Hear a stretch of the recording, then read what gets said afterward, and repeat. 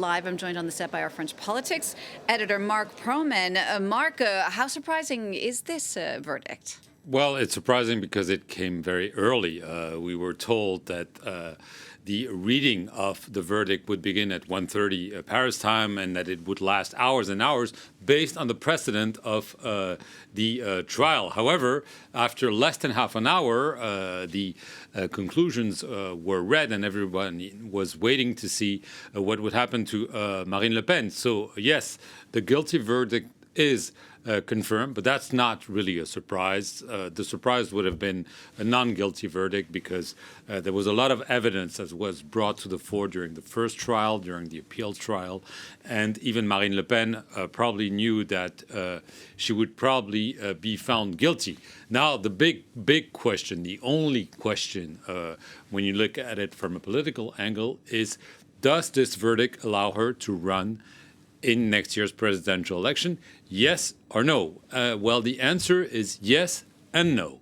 From what we see, the main obstacle was the 5-year ineligibility with immediate application that was handed down by the trial. And this was clearly an impossible scenario for her because she could not run in the election. Her hope was that either the ineligibility would be eliminated by today's verdict, or that it would be reduced under 2 years, because the trial was in March 2 years ago. So even if she was to be condemned to 2 years of ineligibility, she could still run from March next year to the election in April. It would be short, but at least knowing and so on. So in that sense, the verdict says 45 months of ineligibility, including 30 months suspended. To simplify, it means it's a 15 month verdict. 15 months have already elapsed since the initial trial ruling. So in essence, she is eligible. She can run for office. So this was the main obstacles, because she was fearing that she would not be allowed to do so. Now comes the issue of, as Catherine was mentioning, the electronic bracelet. Marine Le Pen has said in interviews that she cannot see how she could campaign wearing an electronic bracelet.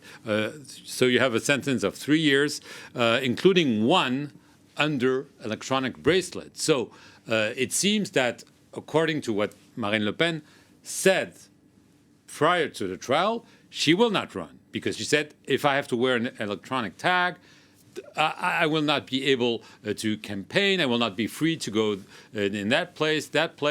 And so it's an impossibility. But that's her judgment. She could come out of the trial chamber later today, or she will appear, we know this, at 8 p.m. on the major newscast here in France. And she could decide, okay, the jury has decided, the judges have decided that I am eligible for this campaign. Okay, I have the electronic tag problem.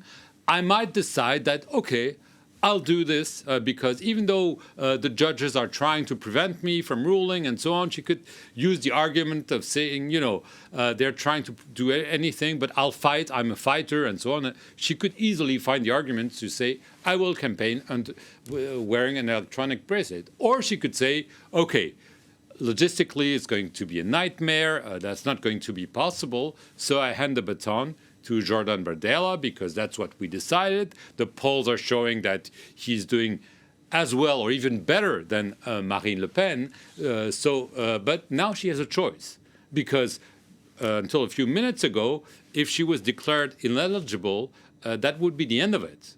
And clearly, it's not the end when it comes to this criteria. The electronic tag is her decision. It's not the court. The court hasn't ruled today that because she wears an electronic tag, she cannot campaign. Obviously, there's no precedent of a candidate running with an electronic tag.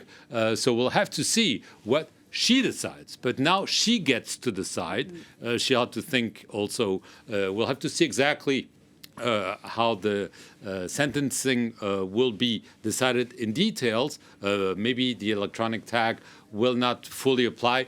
There have been some instances, Nicolas Sarkozy, for instance, because he was over 70 years old, there was the decision that he would not wear an electronic tag.